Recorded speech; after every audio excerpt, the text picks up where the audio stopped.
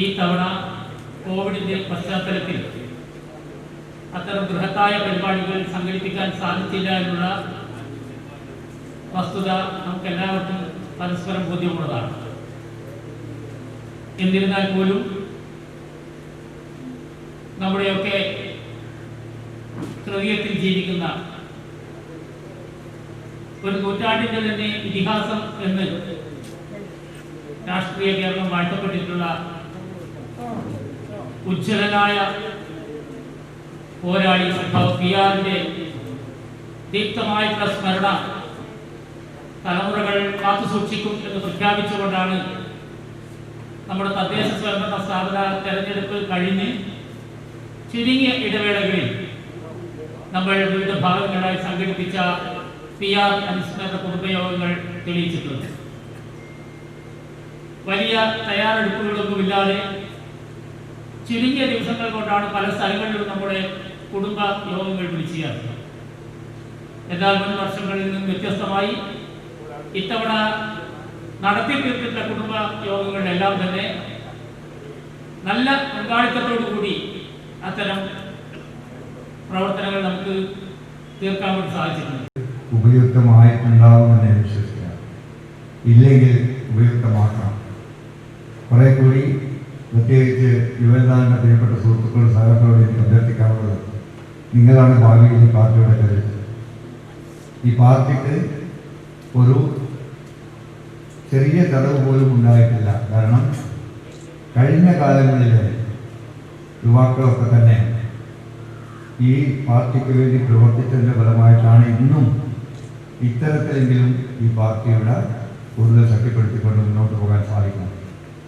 അതുകൊണ്ട് പ്രിയപ്പെട്ട യുവജന പ്രവർത്തകരോട്, നേതൃത്വം വഹിക്കുന്നവരോട്, സഹാക്കളോട് എനിക്ക് അഭ്യർത്ഥിക്കാനുള്ളത്, കൂടുതൽ ശക്തിപ്പെടുത്തിക്കൊണ്ട് വരും കാലങ്ങളിൽ പാർട്ടിയെ കൂടുതൽ ശക്തിയോടെ നയിക്കാൻ കഴിയുന്ന രൂപത്തിലേക്ക് പ്രാപ്തരാക്കാൻ നമ്മുടെ യുവജന പ്രവർത്തകരെയും വിദ്യാർത്ഥികളെയും മഹിളാ ജനത ഒത്തുചേർന്നുകൊണ്ടുള്ള ഒരു സംയുക്തമായ പ്രവർത്തനം ഈ മണ്ഡലത്തിൽ കൂടുതലായി ശക്തിപ്പെടുത്തിക്കൊണ്ട് മുന്നോട്ട് പോകണം. അത് നമ്മുടെ നാടിൻ്റെ സാമൂഹ്യ സാംസ്കാരിക, അതാണ് നമ്മളെ ആര് പഠിപ്പിച്ചത്? PR-ഉം രംഗശ്രീകരനും നമ്മൾ ഈ അടുത്ത കാലത്ത് നമ്മെ വിട്ടുപിരിഞ്ഞു പോയ നമ്മളെ ആരാധ്യനായ സഖാവ് D. വീരേന്ദ്രകുമാറും കുഞ്ഞിരാമപുരത്തിൻ്റെ ചന്ദ്രശേഖരനും ഒക്കെ തന്നെ നമ്മളെ പഠിപ്പിച്ചു. അപ്പോൾ അവരുടെ പ്രവർത്തനങ്ങൾ നമുക്ക് കൂടുതൽ ശക്തി പകർന്നു തന്നിട്ടുണ്ട്. അതോടൊപ്പം സഖാവ് PR-ന്റെ പ്രവർത്തനം ഈ മണ്ഡലത്തെ സംബന്ധിച്ചിടത്തോളം എല്ലാവരുടെയും ഒരു തോഴനായി നിന്നുകൊണ്ട് നേതൃത്വ നിലയിലും മുന്നിൽ നിന്നുകൊണ്ട് പ്രവർത്തിക്കുകയും നമുക്കൊക്കെ തന്നെ വഴികാട്ടി നിന്നുകൊണ്ട് മുന്നോട്ട് പോവുകയും സഖാവ് PR-ന്റെ പ്രവർത്തനം അതൊക്കെ തന്നെയാണ് മാറി. നമ്മളിന്ന് കഴിഞ്ഞ വർഷം നമ്മൾ ഏകദേശം 3000-ലധികം വരുന്ന വനിതാ വളണ്ടിയർമാരടക്കം പങ്കെടുത്തുകൊണ്ടുള്ള ഏറ്റവും വലിയ റാലിയാണ് പാനൂർ സംഘടിപ്പിച്ചത്. അതുപോലെ മറ്റൊരു രാഷ്ട്രീയ പ്രസ്ഥാനത്ത് സംഘടിപ്പിക്കാൻ സാധിക്കില്ല എന്ന് കമ്മ്യൂണിസ്റ്റ് പാർട്ടിയും അതുപോലെ തന്നെ കോൺഗ്രസും ലീഗും ഒക്കെ തന്നെ ഇവിടെ പറഞ്ഞതാണ്. ഒരാൾക്ക് സാധ്യമല്ല.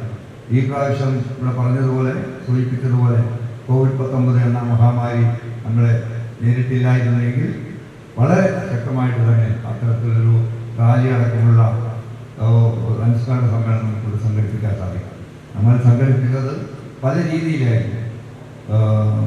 വിവിധ രാഷ്ട്രീയ പാർട്ടി പ്രവർത്തകരടക്കം പങ്കെടുത്തുകൊണ്ടുള്ള സമ്മേളനം, ഒപ്പം ചിത്രരചനാ പ്രവർത്തനം, മാധ്യമ സെമിനാർ, നല്ലൊരു മാധ്യമ സെമിനാർ ഞങ്ങൾക്ക് സംഘടിപ്പിക്കാൻ സാധിക്കും. അപ്പോൾ ഇതൊക്കെ തന്നെ ഇതിൻ്റെ ഭാഗമായിട്ട് ഈ ജനുവരി 1 മുതൽ ജനുവരി 17 വരെ സംഘടിപ്പിക്കാൻ സാധിച്ചു.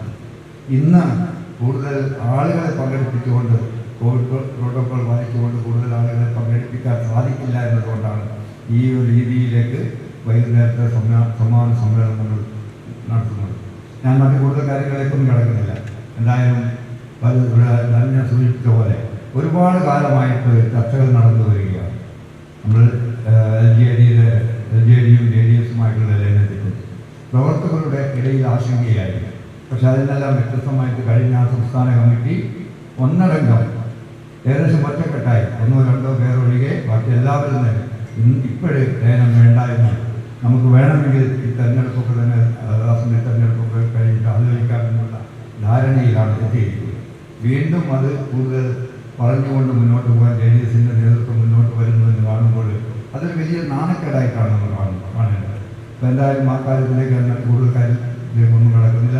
എന്തായാലും നമ്മളെ സംബന്ധിച്ചിടത്തോളം സാധാരണക്കാരൻ്റെ ജീവിതവുമായി ബന്ധപ്പെട്ടുകൊണ്ട് പ്രവർത്തിക്കുന്ന രാഷ്ട്രീയ പ്രസ്ഥാനം എന്ന നിലയിൽ മുന്നോട്ട് പോകുമ്പോൾ അത് സാധാരണക്കാരൻ്റെ മാത്രം ആശ്രയ കേന്ദ്രമാക്കിയിട്ട് നമുക്ക് മാറ്റാൻ സാധിക്കണം. അതിനുള്ള ശക്തമായ ഇടപെടൽ എന്തായാലും പാർട്ടി പ്രവർത്തകരുടെ ഭാഗത്ത് നിന്ന് സഖാവ് പ്രിയാറിൻ്റെയും വീരേന്ദ്രകുമാറിൻ്റെയും സഖാവ് അരംഗശ്രീരത്തിൻ്റെയും നിജാമത്തിൻ്റെയും ചന്ദ്രശേഖരൻ്റെയും ഒക്കെ തന്നെ ഓർമ്മകൾ നമുക്ക് വഴികാട്ടിയായിട്ട് നിന്നിട്ടുണ്ട്. അതോടൊപ്പം തന്നെ നമ്മളെ എത്തിച്ചു പോയ ഈ മണ്ഡലത്തിൻ്റെ പഴയ പ്രിയപ്പെട്ട സഖാക്കൾ, ഞാൻ ആരെയും പേരെടുത്ത് പറയുന്നില്ല, ഒരുപാട് സഖാക്കളുണ്ട്. ആ സഖാക്കളൊക്കെ തന്നെ നമുക്ക് വേണ്ടി രാഷ്ട്രീയ പ്രസ്ഥാനത്തിന് വേണ്ടി നമ്മുടെ നാട്ടുകാർക്ക് വേണ്ടി ഒരുപാട് ത്യാഗം തെളിയിച്ചാണ്. കാട്ടാമ്പള്ളി സമരത്തിൽ കൃഷിക്കാരന് വേണ്ടി അന്നത്തെ സമരത്തിൽ പങ്കെടുത്ത് അടിയേറ്റ് വന്ന ആളുകളുടെ പേരുകൾ പോലും അന്ന് വിളിക്കുന്ന കാട്ടാമ്പള്ളി കണ്ണേട്ടൻ കാത്തോട്ടെന്നൊക്കെ. അപ്പോൾ അങ്ങനെ ഒരു കാലഘട്ടം ഉണ്ടായിരുന്നു. അതൊക്കെ തന്നെ നമ്മുടെ ഓർമ്മകളിലുണ്ട്. ആ ഓർമ്മകളാണ് ഇന്നും നമുക്ക് ആവേശം തരുന്നത്. ആ ഓർമ്മകൾ കാത്തു സൂക്ഷിച്ചുകൊണ്ട് മുന്നോട്ട് പോകാൻ നമുക്ക് കഴിയട്ടെ എന്ന് വളരെ ആത്മാർത്ഥതയോടുകൂടി ആവശ്യപ്പെട്ടുകൊണ്ട് മറ്റു കൂടുതൽ കാര്യങ്ങളിലേക്കൊന്നും കടക്കാതെ ഈ അനുസ്മരണ സമ്മേളനത്തിൻ്റെ ഉദ്ഘാടനം നിർവഹിക്കാൻ വേണ്ടി സംസ്ഥാന പ്രസിഡന്റ് സഖാവ് എം വി സാംസുമാർ MBA വിനയപൂർവ്വം ക്ഷണിച്ചു. സോഷ്യലിസത്തിൽ ഉറച്ചു നിന്നുകൊണ്ട് ചെറിയൊരു കാര്യം വെച്ച് കഴിഞ്ഞാൽ എല്ലാ സമയത്തും ഈ പാർട്ടിയുടെ കരുത്തായിട്ടുള്ള നേതാവായിരുന്നു പാർട്ടിയാണ്. അദ്ദേഹം മരണപ്പെട്ടപ്പോൾ അദ്ദേഹത്തിൻ്റെ മക്കൾക്ക് താങ്ങായ കണ്ടുകാരുന്നത് പാർട്ടിക്കാരൻ. ഒരു വേർപാടിൻ്റെ ദുഃഖത്തിലാണ് ഞാൻ. അപ്പോഴും കൂടി പാർട്ടിയെ മുന്നോട്ട് നയിക്കാനും മുന്നോട്ട് പോകാനും എല്ലാം പ്രചോദനമായതും ഓടുന്നതും പാർട്ടിക്കാരൻ. അതാണ് പാർട്ടിക്കാരുടെ യഥാർത്ഥ മൂല്യം എന്നുള്ളത്. ഇയാൾക്ക് ഉപയോഗിച്ച സാഹചര്യങ്ങൾ വളരെ ഹിസ്റ്റോറിക്കായിട്ട് ചരിത്രപരമായ പല കാര്യങ്ങളാണ്. കേരളത്തിൽ സഹകരണ നിയമം അവതരിപ്പിച്ചത് സ്വാഭാവികമാണ്. ആ ഒരു നിയമത്തിലൂടെ ഇന്ന് ആയിരക്കണക്കിന് സഹകരണ സ്ഥാപനങ്ങളാണ് ഗ്രാമീണ ജനതയുടെ താങ്ങും താങ്ങുമായി നിൽക്കുന്നത്. അതുപോലെ നിയോഗം ലഭിച്ച മനോഹർ ജോഷി എന്ന് പറയുന്നത് അദ്ദേഹത്തെ ഞാൻ ഓർക്കുമ്പോൾ ഇണങ്ങിയും പണങ്ങിയും പണങ്ങി നിൽക്കുമ്പോഴും ബഹുമാനം ഒരിക്കലും കുറഞ്ഞിട്ടില്ല. അദ്ദേഹത്തിൻ്റെ വ്യക്തിത്വത്തിൻ്റെ സവിശേഷതയുണ്ട്. ഒരു കാര്യം ചെയ്യുമ്പോൾ അത് നേരിട്ട് ചെയ്യുന്നതാണ്. സൗഹൃദമാണ് ദൃഢമായ സൗഹൃദം, മറയില്ലാത്ത സൗഹൃദം, പൂർണ്ണമായി സമർപ്പിച്ചുകൊണ്ട് സൗഹൃദം. ഒരാളോട് യുദ്ധം ചെയ്യാൻ നേരിട്ട് പുറകെ കൂടിയല്ല, അവരൊന്നും വിശ്വസിക്കാൻ പറ്റുന്നതാണ് സ്വഭാവം. സ്നേഹത്തിലാണോ തെറ്റിലാണോ പെട്ടെന്ന് മനസ്സിലാക്കാൻ സാധിക്കുന്നത്. അങ്ങനെ സവിശേഷമായ വ്യക്തിത്വത്തിൽ നമ്മൾ വളരെ കുറവാണ്, പ്രത്യേകിച്ച് രാഷ്ട്രീയം. ഒരാളോട് അഭിപ്രായ വ്യത്യാസമുണ്ടെങ്കിൽ സാധാരണ എല്ലാം തന്നെ മറ വെച്ചുകൊണ്ടാണ്. അദ്ദേഹം അതല്ല, ഒരു ഫൈറ്റാണെങ്കിൽ ഫൈറ്റാണ്. അതിനൊരു കാരണമുണ്ടാവും. വെറുതെ സ്വന്തം നേട്ടത്തിന് വേണ്ടി യുദ്ധമല്ല, രാഷ്ട്രീയ കാര്യങ്ങളുണ്ടാവും. എന്നും വിശ്വസിക്കാവുന്ന ഒരു നേതാവാണ്. അച്ഛനെപ്പോഴും പറയുമോ, ഇയാളെ വിശ്വസിക്കാം. അദ്ദേഹം കൂടെ ഉണ്ടെങ്കിൽ കൂടെ ഉണ്ട്, അഥവാ ഇല്ലെങ്കിൽ നമുക്ക് തിരിച്ചറിയാൻ സാധിക്കും അദ്ദേഹം ഇല്ലാതെ. അവർ തമ്മിലും ധാരാളം വലിയ സൗഹൃദവും അതേപോലെ തന്നെ വലിയ അകൽച്ചയും ഉണ്ടായിരുന്നു. പക്ഷേ അകന്നു നിന്ന് രണ്ടാമതും ഒരുമിച്ചപ്പോൾ ആ സൗഹൃദം ദൃഢമാവാൻ സമയമെടുത്തില്ല എന്നതാണ്. സാധാരണ വർഷങ്ങളെടുക്കും. അതൊരു ആത്മബന്ധത്തിൻ്റെ കാര്യമാണ്. ഇനി ഒരിക്കലും അത്ര പെട്ടെന്ന് നടത്തുകയും അച്ഛൻ പ്രസിഡന്റായിട്ട് സഭാപിയായാലും സെക്രട്ടറിയായി മന്ത്രിയായി ഇതെല്ലാം തന്നെ ആ ഒരു വലിയ ബന്ധത്തിൻ്റെ തെളിവാണ്. അങ്ങനെ ജനഹൃദയങ്ങളിൽ ഈ മേഖലയിൽ മാത്രമല്ല, കണ്ണൂർ ജില്ലയിൽ മാത്രമല്ല, കേരളത്തിൽ തന്നെ പ്രത്യേകിച്ച് മലബാർ മേഖലയിൽ സോഷ്യലിസ്റ്റ് പാർട്ടിക്കാർ ഇന്നും ആവേശത്തോടുകൂടി ഞാൻ അഴിയൂരിൽ ചെറിയൊരു മീറ്റിംഗ് ഉണ്ടാണ്. അവിടെ വെച്ച് ഇന്ത്യയെ കുറിച്ച് ജനസ്പന്ദമായി ബന്ധപ്പെട്ടല്ല, അദ്ദേഹത്തെ ആൾക്കാർ ഓർത്തു. അതാണ് ഏറ്റവും പ്രധാനപ്പെട്ടത്. പലപ്പോഴും പറയാറുണ്ട്, ചില ആൾക്കാർ ജീവിച്ചിരിക്കുമ്പോൾ തന്നെ നമ്മുടെ മനസ്സിൽ മരിച്ചു പോകും, ചില ആൾക്കാർ മരിച്ചാലും നമ്മുടെ മനസ്സിൽ ജീവിക്കും. അങ്ങനെയുള്ള ശുദ്ധ വ്യക്തിത്വങ്ങളൊന്നാണ് സദാവ്.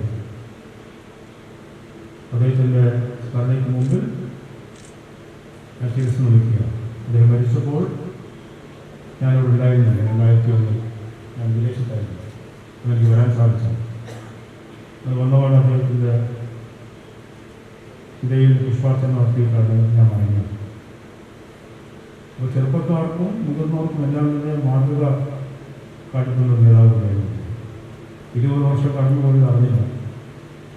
4 മാസം കഴിഞ്ഞ എൻ്റെ അച്ഛൻ്റെ മാസത്തെ ചരമാസമാണ്. സമയം അതിൻ്റെ വഴിക്ക് നീങ്ങുന്നു. നമ്മൾ അറിയാതെ തന്നെ മുന്നോട്ട് പോകും.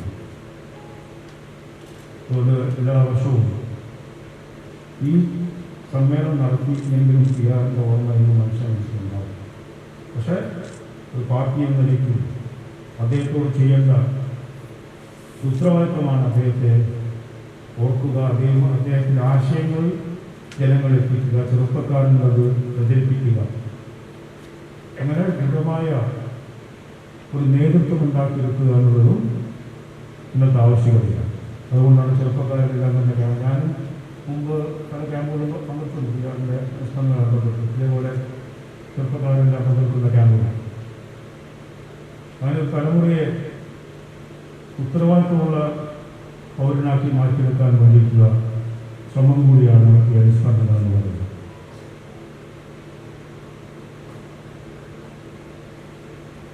നമ്മളുടെ പാർട്ടിയെ ഇന്നും മുന്നോട്ട് നയിക്കുന്നത് നേരത്തെ മോഹൻ പറഞ്ഞ പേരുകളുടെ സ്മരണകളില്ല. സിഗരറ്റാണെങ്കിലും നീരാമക്കുറിപ്പാണെങ്കിലും ചന്ദ്രശേഖരൻ രാമചന്ദ്രനാണെങ്കിലും PR എല്ലാം തന്നെ അണിഞ്ഞിരുന്ന വലിയൊരു നേതൃത്വത്തെ പാർട്ടിക്കുണ്ടായിരുന്നു. കാലം മാറി, നമ്മുടെ മുമ്പിലുള്ള സമസ്യകൾ മാറി. അന്നുള്ള സാഹചര്യമെല്ലാം നമ്മുടെ മുമ്പിലുണ്ട്. പുതിയ സാഹചര്യം ഉരുത്തിരിഞ്ഞു വരുന്നു. ഒരു തലമുറ വന്നു കഴിഞ്ഞു. അവരെ അഭിസംബോധന ചെയ്യേണ്ട രീതികൾ വ്യത്യസ്തമാണ്. അവരുടെ ആവശ്യങ്ങൾ വ്യത്യസ്തമാണ്. അവരുടെ കാഴ്ചപ്പാടുകൾ വ്യത്യസ്തമാണ്. അതുകൊണ്ട് തിരിച്ചറിഞ്ഞുകൊണ്ടുള്ള പ്രവർത്തനം രാഷ്ട്രീയ സാമൂഹിക സംഘടനാ നിലയ്ക്ക് നമ്മൾ ചെയ്യേണ്ടതായിരുന്നു. കഴിഞ്ഞ പഞ്ചായത്ത് തെരഞ്ഞെടുപ്പിൽ കുറേ മെച്ചം കിട്ടിയെങ്കിലും വിചാരിച്ചത്ര കിട്ടാത്തതിൻ്റെ കാരണം പഴയ വാർഡ് യൂണിയനുമായി ബന്ധപ്പെട്ടുള്ള പ്രശ്നങ്ങളാണ്. നമ്മളെല്ലാം അനുസരിച്ച് UDF-നോടൊപ്പമാണ്. നമുക്ക് സിറ്റിംഗ് സീറ്റ് എഴുതിയിട്ടില്ല. എന്നിരുന്നാലും അതിലുണ്ടായിരുന്ന കക്ഷികളെക്കാളും മുന്തിയ പരിഗണനയും അംഗബലവും നമുക്കുണ്ടാക്കാൻ വേണ്ടി സാധിച്ചത് പാർട്ടിക്കാരുടെ ആത്മാർത്ഥമായ പ്രയത്നം കൊണ്ട് മാത്രമാണ്. പാർട്ടി നമ്മളെ കൂടെ ഉണ്ട് എന്നുള്ള ഒരു ബോധം LDF നേതാക്കൾക്കുണ്ടാവാൻ കാരണം നിസ്വാർത്ഥമായ പാർട്ടി പ്രവർത്തകരുടെ സമർപ്പണമാണ്. ഇനി വരുന്ന നിയമസഭാ തെരഞ്ഞെടുപ്പിൽ തലയൊട്ടിപ്പിടിച്ചുകൊണ്ട് തന്നെ ജനങ്ങളെ അഭിമുഖീകരിക്കാൻ നമുക്ക് സാധിക്കും. ജനങ്ങളുടെ ആവശ്യങ്ങൾ മനസ്സിലാക്കി അവർക്ക് അർഹമായ കാര്യങ്ങൾ എല്ലാ ജനങ്ങൾക്കും നൽകിക്കൊണ്ട് വാഗ്ദാനങ്ങളെല്ലാം നിറച്ച് യാഥാർത്ഥ്യങ്ങളാണ് ഇവിടെ നടപ്പിലാക്കുക. അതുകൊണ്ട് നമുക്ക് അഭിമാനത്തോടു കൂടി ജനങ്ങളോട് പറയാൻ സാധിക്കും, ഇടതുപക്ഷക്കാരുടെ മുന്നിൽ ഒരവസരം കൂടി ഞങ്ങൾ ചോദിക്കുന്നു. അതിൽ നമ്മുടെ പാർട്ടിക്കും വലിയ പങ്ക് വഹിക്കാറുണ്ട്. അതുകൊണ്ടാണ് നമ്മൾ മുന്നണി എടുക്കുന്നത്. പാർട്ടിയിൽ അംഗമല്ലെങ്കിൽ മുന്നോട്ട് എടുക്കേണ്ട കാര്യമില്ല. അതിനെക്കുറിച്ച് കൂടുതലായി ഞാൻ പറയുന്നില്ല. ലൈന ചർച്ചകളെ കുറിച്ച് പറഞ്ഞു. സോഷ്യൽ സൈക്കിൾ എന്നുള്ളത് എല്ലാ പാർട്ടിക്കാരുടെയും മനസ്സിലെ പറ്റാത്ത ആഗ്രഹം.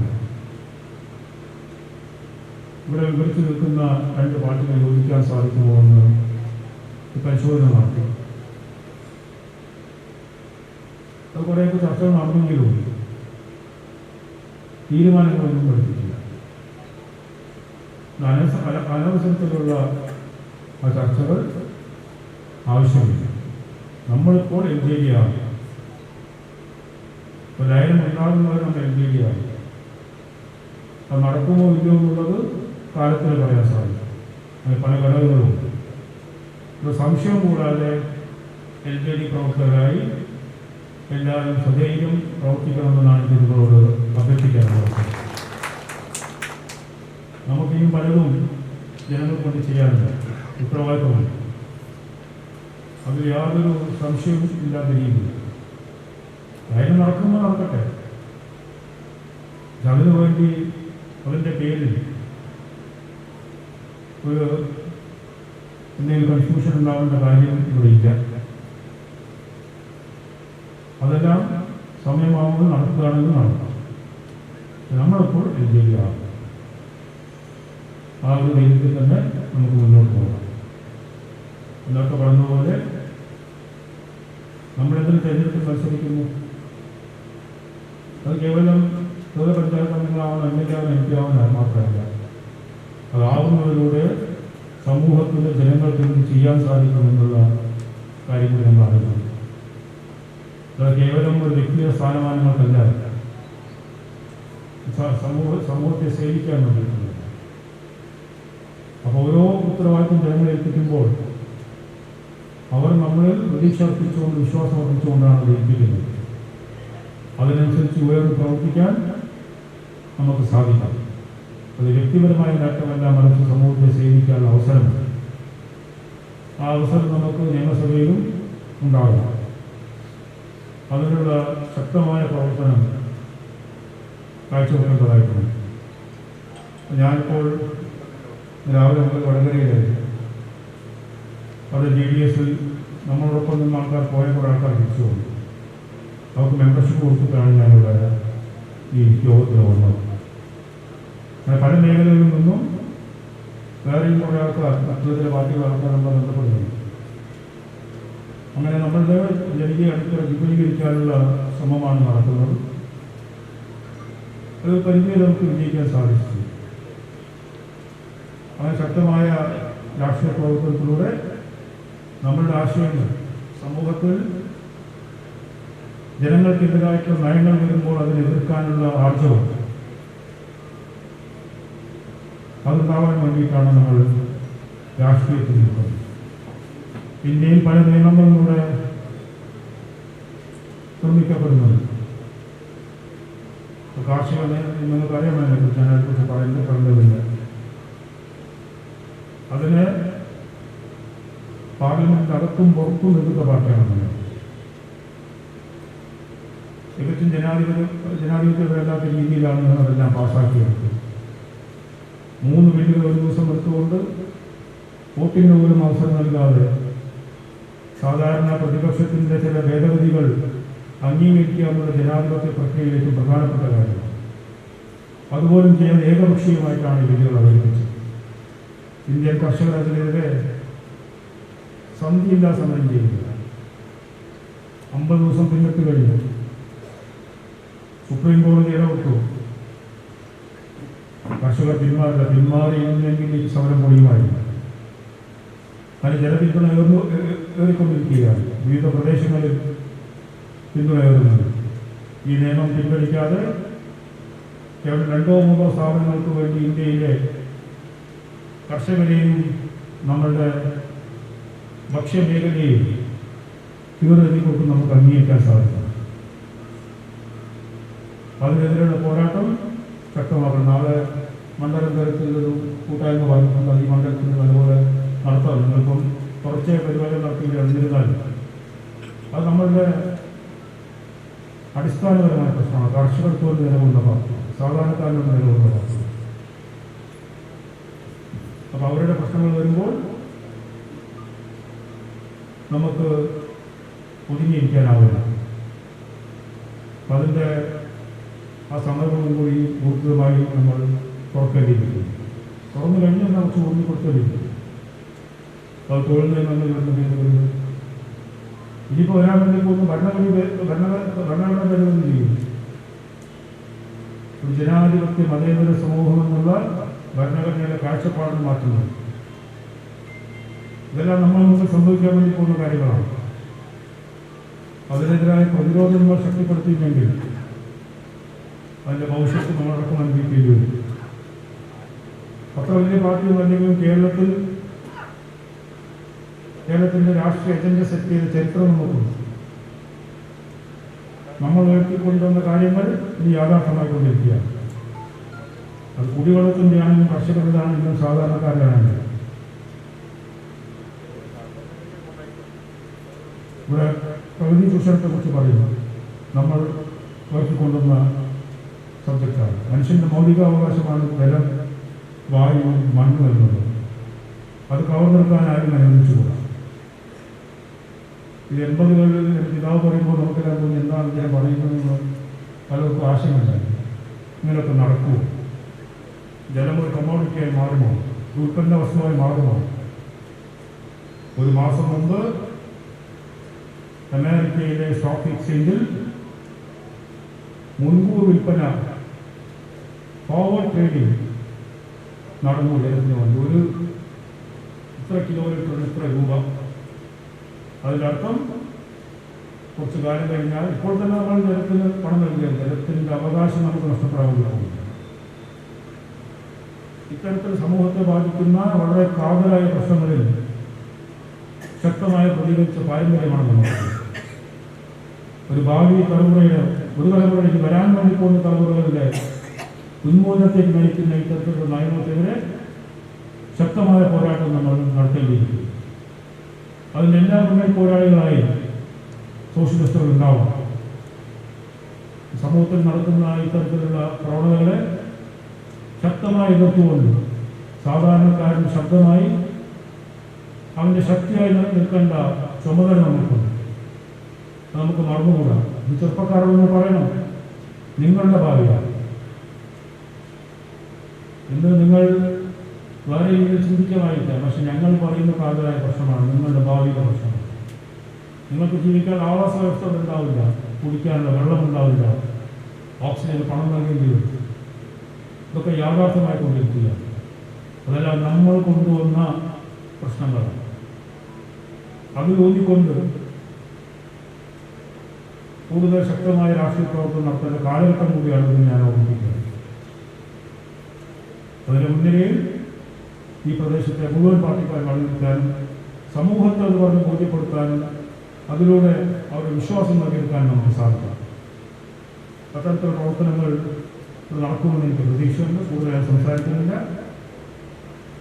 സഖാവ് PR-ന്റെ ഓർമ്മയ്ക്ക് മുമ്പിൽ പ്രണാമം അർപ്പിച്ചുകൊണ്ട് നിങ്ങളെല്ലാവരും അനുമതിയോടുകൂടി PR അനുസ്മരണ സമ്മേളനം ഉദ്ഘാടനം ചെയ്തായിരിക്കുന്നു. ശരണ്യെ ആദരിക്കാൻ വേണ്ടി നമ്മുടെ സംസ്ഥാന പ്രസിഡന്റ് സഖാവ് MLA ജെയിംസ് കുമാറിനെ ക്ഷണിക്കുന്നു.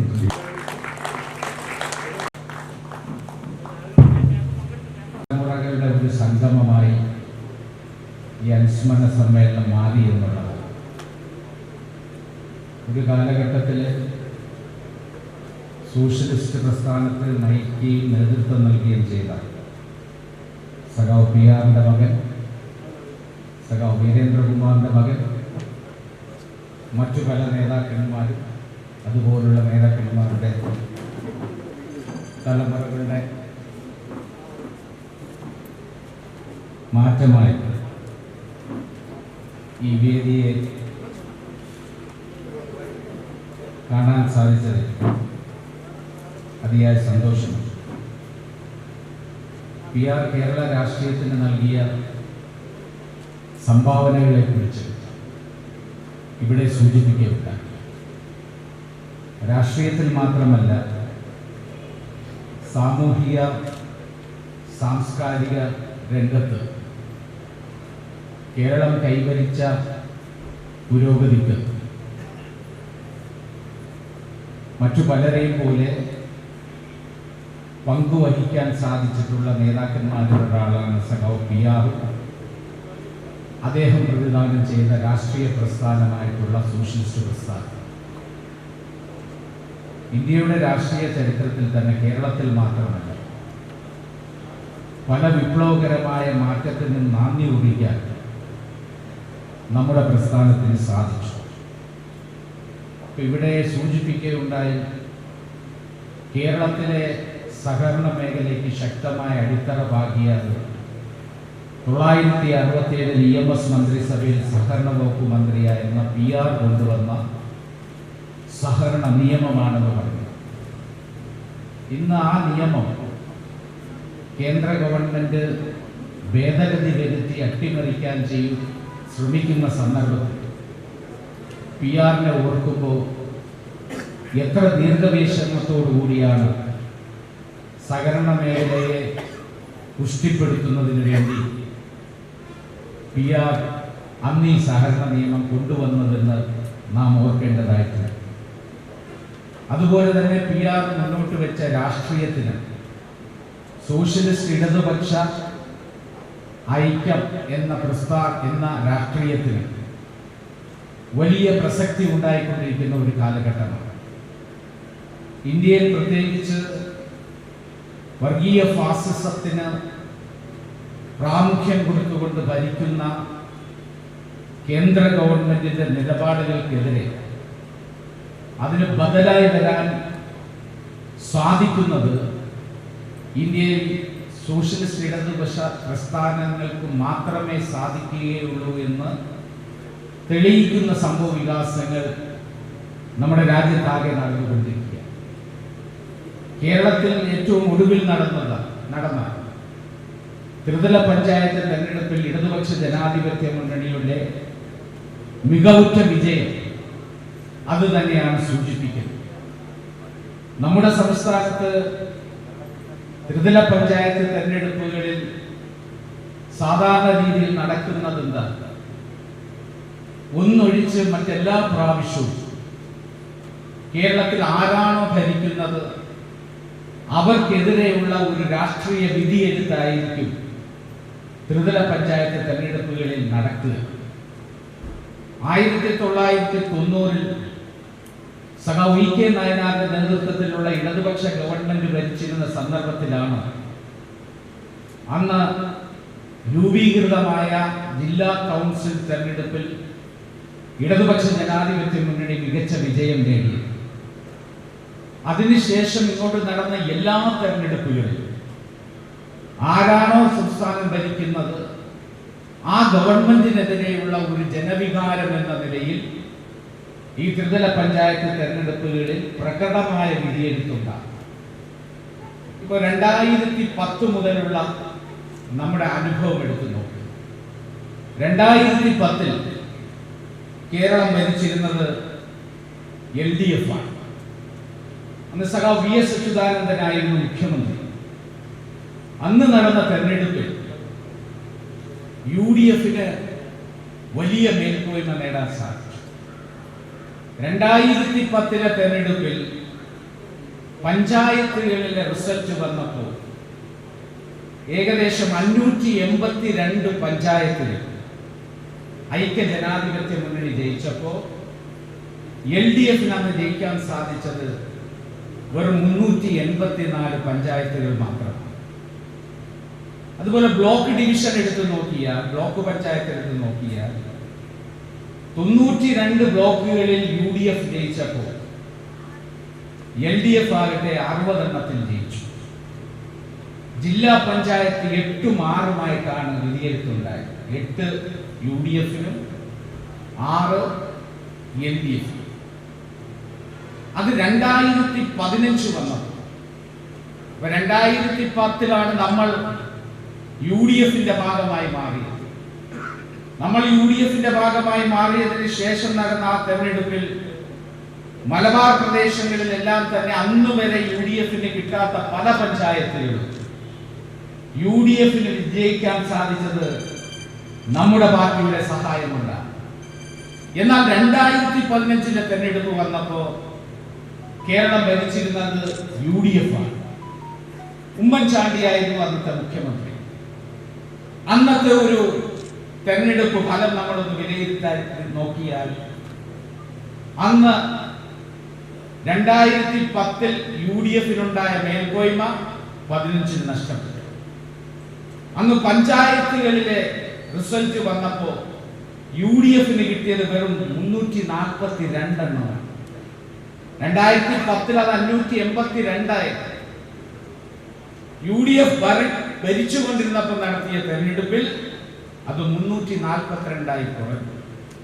ആ സ്ഥാനത്ത് പഞ്ചായത്തിൽ LDF ജയിച്ചതാകട്ടെ 580 പഞ്ചായത്തുകൾ LDF നേടി.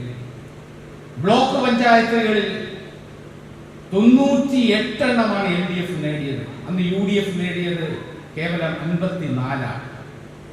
ജില്ലാ പഞ്ചായത്തായപ്പോ 7 എന്ന നിലയിൽ ജില്ലകൾ വീതം വെച്ചു. ഇന്നിപ്പോ 2020 തെരഞ്ഞെടുപ്പിന്റെ ഫലം എന്താ? 90-ന് ശേഷം ഭരിച്ച കക്ഷിയിലെ പാർട്ടികൾക്ക് വിജയം ആവർത്തിച്ചുകൊണ്ടുള്ള ഒരു റിസൾട്ട് വന്നത് ഏറെ നാളുകൾക്ക് ശേഷം ത്രിതല പഞ്ചായത്ത് തെരഞ്ഞെടുപ്പിന്റെ ചരിത്രത്തിൽ 2020-ലാണ്. ഇപ്പൊ നമ്മുടെ പിണറായിയുടെ നേതൃത്വത്തിൽ LDF ഭരിക്കുമ്പോ ഇപ്പൊ നമുക്ക് 941 പഞ്ചായത്തുകളുള്ള ഈ കേരളത്തിൽ LDF-ന് ലഭിച്ചത് 580. UDF-നാകട്ടെ കേവലം 330 കൊണ്ട് ചുരുങ്ങേണ്ടതായിട്ടുള്ളത്. 152 ബ്ലോക്ക് പഞ്ചായത്തുകളുള്ള കേരളത്തിൽ ഈ പ്രാവശ്യത്തെ തെരഞ്ഞെടുപ്പിൽ 108 ബ്ലോക്ക് പഞ്ചായത്തുകളും LDF നേടിയപ്പോ UDF-നാകട്ടെ വെറും 44 മാത്രമായി ഒതുങ്ങേണ്ടതായി വന്നു. ജില്ലാ പഞ്ചായത്താകട്ടെ 14-ൽ 11 LDF നേടിയപ്പോ UDF-ന് കിട്ടിയത് കേവലം 2 ജില്ലാ പഞ്ചായത്താണ്. ഒന്ന് എറണാകുളവും മറ്റൊന്ന് മലപ്പുറം. വയനാട് സമം ആർക്കും ഭൂരിപക്ഷമില്ലാത്ത സ്ഥലത്ത്. അന്നെല്ലാം മാധ്യമങ്ങളിൽ വന്നത് മുനിസിപ്പാലിറ്റികളിൽ, നഗരങ്ങളിൽ UDF-ന് വ്യക്തമായ മേൽക്കോയ്മ വന്നു എന്നുള്ള തരത്തിൽ വാർത്തകൾ വന്നിട്ടുണ്ട്. പക്ഷെ അത് ഇലക്ഷൻ കമ്മീഷന്റെ സൈറ്റിൽ വരുന്ന കണക്കുകൾ അനുസരിച്ചാണ് ആ വാർത്ത പുറത്തു വന്നത്. എന്നാൽ മുനിസിപ്പൽ ചെയർമാൻമാരുടെ തെരഞ്ഞെടുപ്പ് കഴിഞ്ഞതോടുകൂടി കേരളത്തിലെ മുനിസിപ്പാലിറ്റികളിലും ഏറ്റവും ഭൂരിപക്ഷം LDF നേടുന്ന കാഴ്ച നാം കണ്ടു. 87 മുനിസിപ്പാലിറ്റികളിൽ 44 എണ്ണവും LDF നേടി. UDF 41 കൊണ്ട് ചുരുങ്ങേണ്ടതായി വന്നു. എന്തുകൊണ്ട് ഇടതുപക്ഷ ജനാധിപത്യ മുന്നണി ഇത്രയും വലിയ വിജയം നേടി എന്നുള്ളത് ഇന്ന് കേരളം ചർച്ച ചെയ്തുകൊണ്ടിരിക്കുകയാണ്. നമുക്ക് നിസ്സംശയം പറയാൻ സാധിക്കും, കേരളത്തിലെ ഈ ഗവൺമെന്റ് നടപ്പിലായിക്കൊണ്ടിരിക്കുന്ന വികസന ക്ഷേമ പ്രവർത്തനങ്ങളുടെ അംഗീകാരമാണ് ഈ തെരഞ്ഞെടുപ്പിൽ ഇടതുപക്ഷ ജനാധിപത്യ മുന്നണി ഇത്ര വലിയ വിജയം നേടിയത്. അസാധ്യമാണ് എന്ന് പറഞ്ഞ, പലരും വിളിച്ചു പറഞ്ഞു നടക്കാൻ സാധ്യമല്ല എന്ന് പറഞ്ഞ വലിയ വലിയ വികസന പദ്ധതികൾ നടക്കുന്ന കാഴ്ച കേരളത്തിലെ സമൂഹം ആദ്യമായി കാണുകയാണ്. നാഷണൽ ഹൈവേയുടെ വികസനം എത്രയോ നാളുകളായി തുടങ്ങിയതാണ്.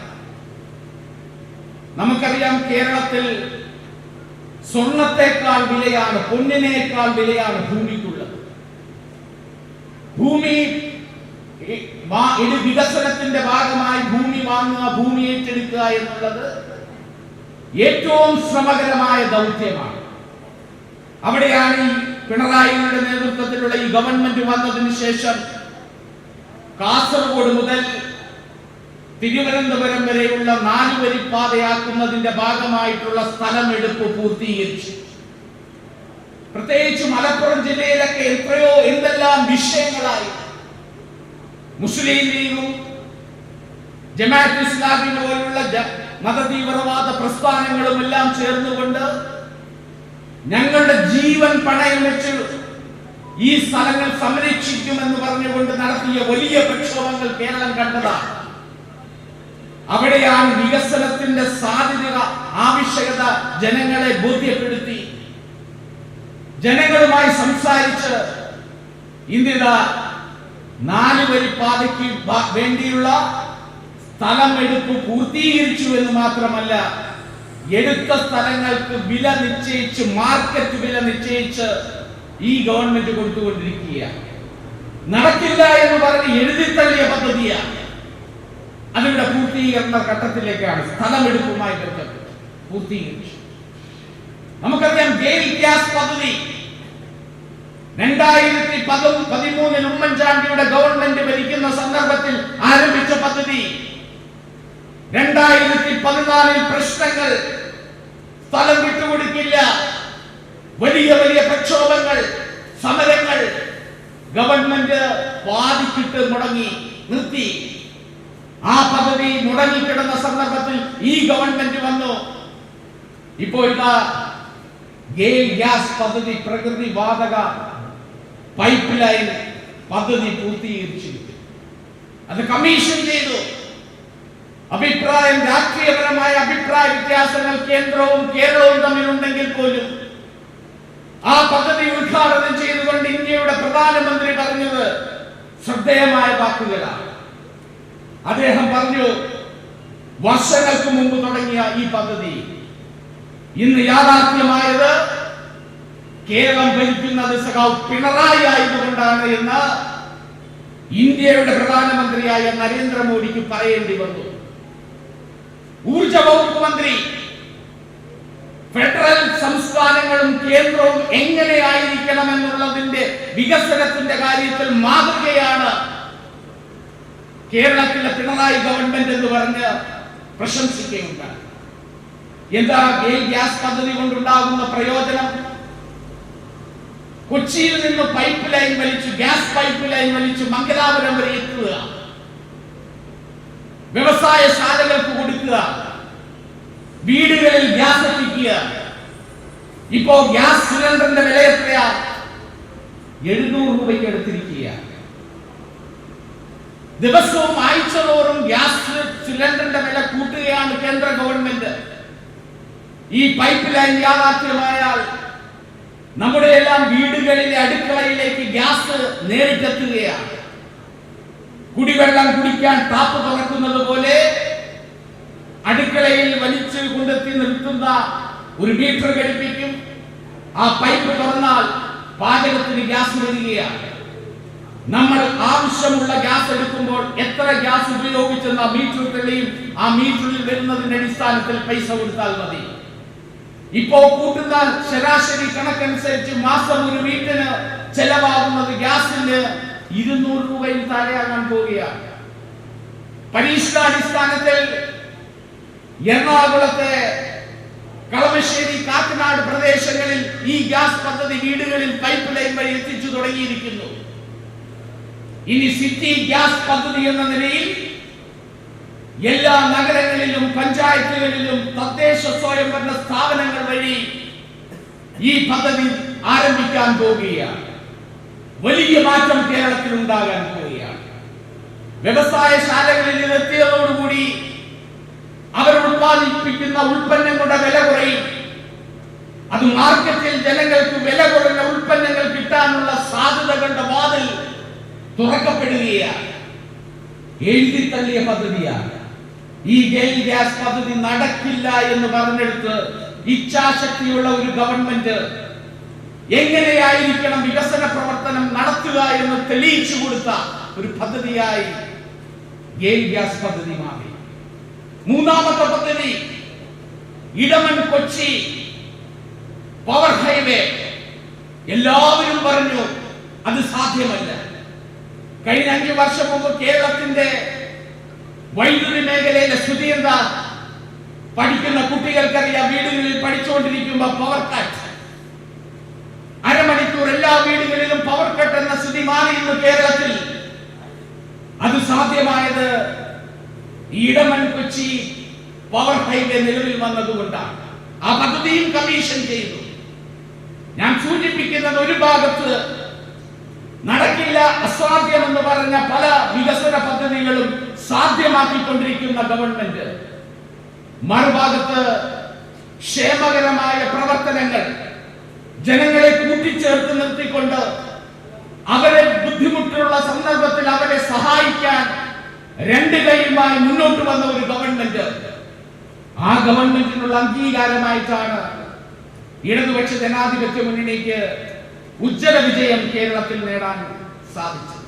ഒരു സംശയം വേണ്ട, ഈ വരാൻ പോകുന്ന നിയമസഭാ തെരഞ്ഞെടുപ്പിലും കേരളത്തിന്റെ രാഷ്ട്രീയ ചരിത്രം തിരുത്തി കുറിക്കാൻ പോവുകയാണ് ഇടതുപക്ഷ ജനാധിപത്യ മുന്നണി. ഒരു തുടർ ഭരണം ഉണ്ടാകുമെന്നുള്ള സാധ്യതകൾക്ക് സൂചന നൽകിയ തെരഞ്ഞെടുപ്പ് ഫലമായിരുന്നു കേരളത്തിലെ ത്രിതല പഞ്ചായത്ത് തെരഞ്ഞെടുപ്പ് ഫലങ്ങൾ. എത്രയോ പ്രയാസകരമായ ഘട്ടങ്ങളെയാണ് കേരളീയർ നേരിട്ടത്. എന്തെല്ലാം പ്രതിസന്ധികൾ. 1957 ഐക്യ കേരളം ഉണ്ടായതിനു ശേഷം നിരവധി സർക്കാരുകൾ മാറിയും തിരിഞ്ഞും വന്നിട്ടുണ്ട് കേരളത്തിൽ. ഏതെങ്കിലും ഒരു ഗവൺമെന്റിന് ഇതുപോലൊരു പ്രതിസന്ധികളെ നേരിടാൻ സാധിച്ചിട്ടുണ്ടോ? എത്രമാത്രം പ്രയാസകരമായ അനുഭവങ്ങളാണ് നമ്മുടെ മുന്നിലൂടെ കടന്നുപോയത്. രണ്ടു പ്രളയം, ഒന്നല്ല രണ്ടു പ്രളയം, പലവട്ടം നമ്മൾ ചർച്ച ചെയ്തതാണ്. നിപ്പയും ഇപ്പോൾ ഇതാ കോവിഡും.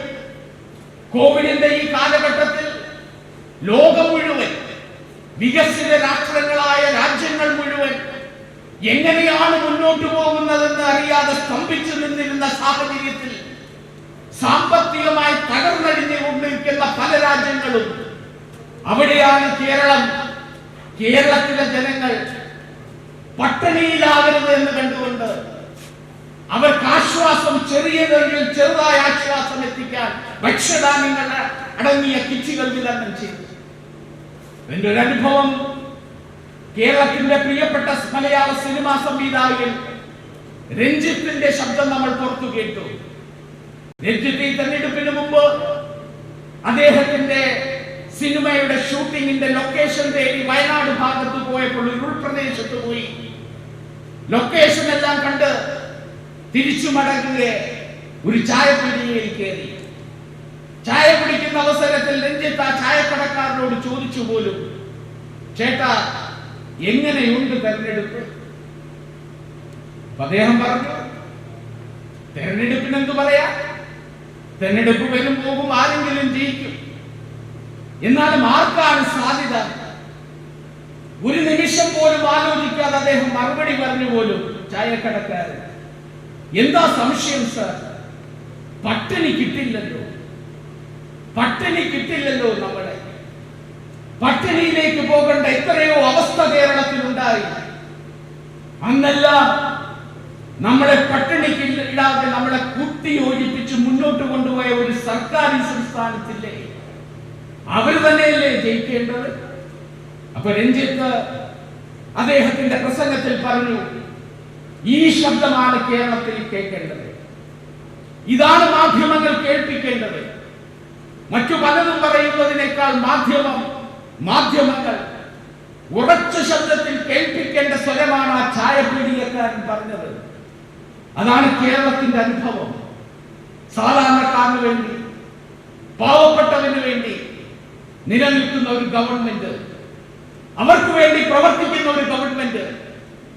എത്രയോ രാജ്യങ്ങളിൽ നിന്ന് പ്രശംസനീയമായ രീതിയിൽ ഈ ഗവൺമെന്റിന്റെ പ്രവർത്തനങ്ങളെ കുറിച്ച് ശ്ലാഘിച്ചുകൊണ്ട് ഭരണാധികാരികൾ, മറ്റാളുകൾ, സാമൂഹ്യ സാംസ്കാരിക സംഘടന രംഗത്ത് അഭിപ്രായങ്ങൾ പറഞ്ഞു മുന്നോട്ട് വരുന്നു. ഏതെല്ലാം മേഖലകൾ സ്തംഭിക്കുന്നു എന്ന് കാണുമ്പോൾ അവിടെയെല്ലാം ആശ്വാസം എത്തിക്കുകയല്ലേ ഈ ഗവൺമെന്റ്. ഏറ്റവും ഒടുവിൽ നമ്മുടെ പ്രിയപ്പെട്ട നടന്മാരായിട്ടുള്ള മോഹൻലാൽ, മമ്മൂട്ടി ഉൾപ്പെടെ എല്ലാ സിനിമാ രംഗത്തെ ആളുകളും രാഷ്ട്രീയം മറന്നുകൊണ്ട് ഒരേ സ്വരത്തിൽ പറഞ്ഞില്ലേ, ഞങ്ങളുടെ മേഖല നാശത്തിലേക്ക് നീങ്ങിക്കൊണ്ടിരിക്കുന്ന സന്ദർഭത്തിൽ ഇതാ ആശ്വാസങ്ങൾ പ്രഖ്യാപിച്ചുകൊണ്ട് സിനിമാ മേഖലയ്ക്ക് ഉണർവ് നൽകുന്നതിന് വേണ്ടി ഇച്ഛാശക്തിയോടുകൂടി തീരുമാനമെടുത്ത് പ്രഖ്യാപനം നടത്തിയ സഖാവ് പിണറായിക്ക് സിനിമാ മേഖലയുടെ ബിഗ് സല്യൂട്ട്. ഇങ്ങനെ എല്ലാ മേഖലകളിൽ നിന്നും അഭിപ്രായങ്ങൾ വരികയാണ്. തീർച്ചയായും ഈ അനുഭവങ്ങൾ തന്നെയാണ് കേരള കേരളത്തിൽ ഒരു മാറ്റത്തിന്റെ സൂചന നൽകുന്നത്. ആ മാറ്റം വരാൻ പോകുന്ന നിയമസഭാ തെരഞ്ഞെടുപ്പിലും ഉണ്ടാകും. ഇവിടെ ഈ തെരഞ്ഞെടുപ്പ് മുന്നിൽ കണ്ടുകൊണ്ട് നമുക്ക് നമ്മുടെ പാർട്ടിയുടെ സംഘടനാ പ്രവർത്തനം ശക്തിപ്പെടുത്തേണ്ടതായിട്ടുണ്ട്. അത് ശക്തിപ്പെടുത്തുന്നതിന് 3-4 മാസങ്ങൾക്കുള്ളിൽ എല്ലാ ബൂത്ത് തല പ്രവർത്തനങ്ങളും ക്രമീകരിക്കുന്നതിന്റെ പ്രവർത്തനങ്ങൾ സംഘടിപ്പിക്കാൻ കഴിഞ്ഞ 13-ന് കൂടിയ പാർട്ടി കമ്മിറ്റി തീരുമാനിച്ചിട്ടുണ്ട്. പ്രസിഡന്റും നമ്മുടെ പാർട്ടിയുടെ നാഷണൽ എക്സിക്യൂട്ടീവ് അംഗമായ സഖാ മോഹൻ നെട്ടനും കൂടെ സൂചിപ്പിച്ചു. ഇതിന്റെ ഇടയ്ക്കിടയ്ക്ക് ഈ പുട്ടിന് വീരയിടുന്നത് പോലെ നമ്മളെ ആശങ്കപ്പെടുത്തുന്നതിന് വേണ്ടി ലയനം ലയനം എന്ന് പറഞ്ഞുകൊണ്ട് JDS-കാർ രംഗത്ത് വരുന്നുണ്ട്. നമ്മൾ ഒരേ ആശയക്കാരാണ്. നമ്മൾ ആ ആശയക്കാരെല്ലാം ഒരു മുന്നണിയിൽ പ്രവർത്തിക്കുമ്പോൾ ലയിക്കേണ്ടവരാണ്, ഒരു സംശയവുമില്ല. പക്ഷെ എനിക്കുള്ള സംശയം, എന്തിനാണ് അവരിങ്ങനെ ലയിക്കണം എന്ന് പറയാൻ കാരണം? ഇനി ലയനത്തിനെന്ത് പ്രസക്തി? കാരണം കേരളത്തിന്റെ എല്ലാ ഭാഗങ്ങളിൽ നിന്ന് അധികം പാർട്ടിയിലേക്ക് ആൾ ഇങ്ങോട്ട് വന്നുകൊണ്ടിരിക്കുക. ഇപ്പൊ ചിറ്റൂർ മേഖലയിൽ മാത്രം ഒതുങ്ങി നിൽക്കുകയും ബാക്കിയുള്ളിടത്തെല്ലാം തന്നെ JDS-ന്റെ ആളുകൾ LJD-യിൽ വന്നു കഴിഞ്ഞു. അവശിഷ്ടമായി വടകരയിൽ ഉണ്ടായിരുന്നവരെ കൂടി ഇന്ന് സംസ്ഥാന പ്രസിഡന്റ് സ്വീകരിച്ചിട്ടാണ് ഇന്ന് മടങ്ങുന്നത്, ഇവിടെ വന്നു പോയത്. ഇനി ലയിക്കണമെങ്കിൽ തന്നെ അത്രമാത്രം സഖാക്കൾ ആ പാർട്ടിയിലില്ല. ഇനി അങ്ങനെ ഉണ്ടെങ്കിൽ തന്നെ ഒരു തെരഞ്ഞെടുപ്പ് രംഗത്ത് നിൽക്കുമ്പോ മാത്രവുമല്ല, അവരുടെ രാഷ്ട്രീയ നിലപാടുകൾ, അവരുടെ ദേശീയ രാഷ്ട്രീയ നേതാക്കന്മാരുടെ നിലപാടുകൾ, അവരുടെ ദേശീയ രാഷ്ട്രീയം എന്ന് പറയുന്നത് കർണാടകയാണ്. ആ കർണാടകയിലുള്ള JDS-ന്റെ നേതാക്കന്മാരുടെ രാഷ്ട്രീയ നിലപാടിൽ നമുക്ക് ആശങ്കയുണ്ട്. അതെന്റെ അഭിപ്രായമല്ല, അത് KP മോഹന്റെ അഭിപ്രായമല്ല, അത് ശ്രേയംസ് കുമാറിന്റെ അഭിപ്രായം മാത്രമല്ല, അത് പാർട്ടി സംസ്ഥാന കമ്മിറ്റിയുടെ ആശങ്കയാണ്. ആ ആശങ്ക ദൂരീകരിക്കണ്ടേ? നമുക്ക് ചില അനുഭവങ്ങൾ ഉണ്ടായിട്ടുണ്ട്. നമ്മുടെ പാർട്ടിയെ സംബന്ധിച്ചിടത്തോളം എക്കാലവും ഈ പാർട്ടിക്ക് ചില പ്രതിസന്ധികളും ഭിന്നിപ്പുകളും പ്രയാസങ്ങളും നേരിട്ടിട്ടുള്ളതിന്റെ കാരണം എന്താ? ചില രാഷ്ട്രീയ മൂല്യങ്ങളിൽ വ്യതിചലിക്കാൻ തയ്യാറാകാതെ പ്രവർത്തിക്കുന്നു എന്നുള്ളതിന്റെ പേരില, മതേതര മൂല്യങ്ങൾ ഉയർത്തിപ്പിടിച്ചതിന്റെ പേരില. VP സിംഗ് ഇന്ത്യയുടെ പ്രധാനമന്ത്രിയായിരുന്ന സന്ദർഭത്തിൽ ബാബറി മസ്ജിദ് പൊളിക്കാൻ പോയ RSS-ന്റെയും BJP-യുടെയും നേതാക്കന്മാർക്ക് ഒന്ന് VP സിംഗ് കണ്ണടച്ചു കൊടുത്തിരുന്നുവെങ്കിൽ, ഒന്ന് ചാടി കൊടുത്തിരുന്നുവെങ്കിൽ, ഒന്ന് ചരിഞ്ഞു കൊടുത്തിരുന്നുവെങ്കിൽ ഇന്നും ഇന്ത്യ രാജ്യം ഭരിക്കുന്ന നേതാവ് VP സിംഗും ജനതാദളുമായിരുന്നു എന്ന് സംശയിച്ചാൽ കുറ്റപ്പെടുത്താൻ സാധിക്കുമോ? നമ്മളന്ന് പറഞ്ഞത് എന്താ? നമ്മൾ പറഞ്ഞത് ഭരണമല്ല വലുത്. VP സിംഗ് പത്തനംതിട്ടയിൽ വന്ന് പറഞ്ഞതാണ്, പ്രധാനമന്ത്രി കസാരയല്ല വലുത്, മറിച്ച് ഈ രാജ്യത്തിന്റെ മതേതര മൂല്യങ്ങളാണ്. ഇന്ന് പള്ളി പൊളിക്കും, നാളെ ക്ഷേത്രങ്ങൾ പൊളിഞ്ഞു വീഴും, മറ്റന്നാൾ ചർച്ചുകൾ പൊളിക്കും. അതോടുകൂടി നമ്മുടെ മതേതരത്വം തകരും. മതേതരത്വം തകർന്നാൽ ജനാധിപത്യമില്ലാതാകും. ലോകരാഷ്ട്രങ്ങൾ ഇന്ത്യയെ അംഗീകരിക്കുന്നതും ആദരിക്കുന്നതും നമ്മൾ ഉയർത്തിപ്പിടിക്കുന്ന ഈ മൂല്യങ്ങൾക്ക് വില കൽപ്പിക്കുന്നത് കൊണ്ടാണ്. അത് കളയാതെ നഷ്ടപ്പെടുത്താതെ കാത്തു സൂക്ഷിക്കുന്നതിന് വേണ്ടി ഭരണം കളഞ്ഞും ഈ പാർട്ടി ഭിന്നിപ്പിലേക്കും പ്രതിസന്ധിയിലേക്കും പോയ സന്ദർഭം അതായി. മറ്റു പലപ്പോഴും നമ്മൾ JDU-ന്റെ ഭാഗമായി നിതീഷ് കുമാർ നമ്മുടെ പാർട്ടിയുടെ നേതാവായിരുന്നു. നിതീഷ് കുമാർ BJP-യുമായി സഖ്യം ചേർന്ന് BJP ഭരിക്കാൻ പോയപ്പോ വീരേന്ദ്രകുമാർ പറഞ്ഞതെന്താ? കൂടെ ഞാനില്ല, JDU-ന്റെ പേരിലുള്ള MP സ്ഥാനം ഞാൻ വലിച്ചെറിയുന്നു. അങ്ങനെ പറഞ്ഞല്ലേ നമ്മൾ ഇന്ന് LJD-ആയി മാറേണ്ട സ്ഥിതി വന്നത്. അല്ലാതെ മറ്റു ചില കക്ഷികളെ പോലെ മഹാരാഷ്ട്രയിൽ സഖ്യമാകാം, കേരളത്തിൽ LDF നിൽക്കാം, നാഗാലാൻഡിൽ BJP-യുമായി സഖ്യമാകാം, കേരളത്തിൽ LDF നിൽക്കാം.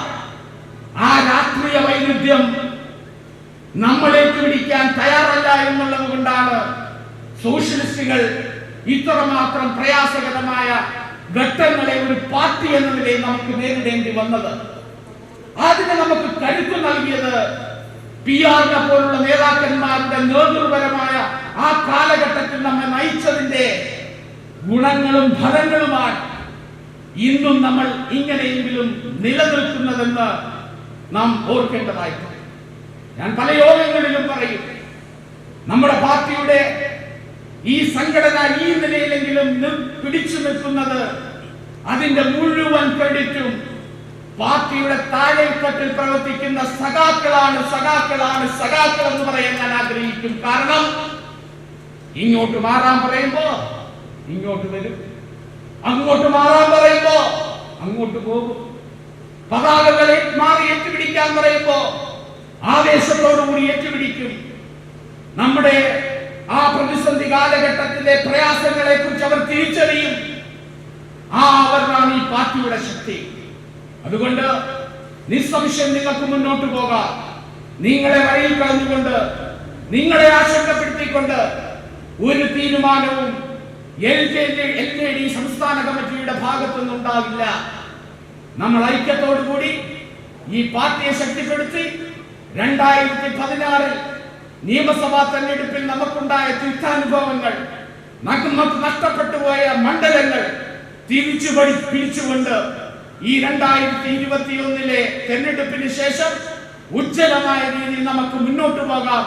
അതിന് സഖാവ് PR-ന്റെ ഓർമ്മകൾ നമുക്ക് കരുത്ത് നൽകട്ടെ എന്ന് മാത്രം അഭ്യർത്ഥിച്ചുകൊണ്ട് ഈ അനുസ്മരണ സമയത്തിൽ പങ്കെടുത്ത എല്ലാ സഖാക്കളെയും പാർട്ടി സംസ്ഥാന കമ്മിറ്റിയുടെ പേരിൽ അഭിവാദ്യങ്ങൾ അർപ്പിച്ചുകൊണ്ട് എന്റെ വാക്കുകൾ ചുരുക്കുന്നു. നന്ദി, നമസ്കാരം.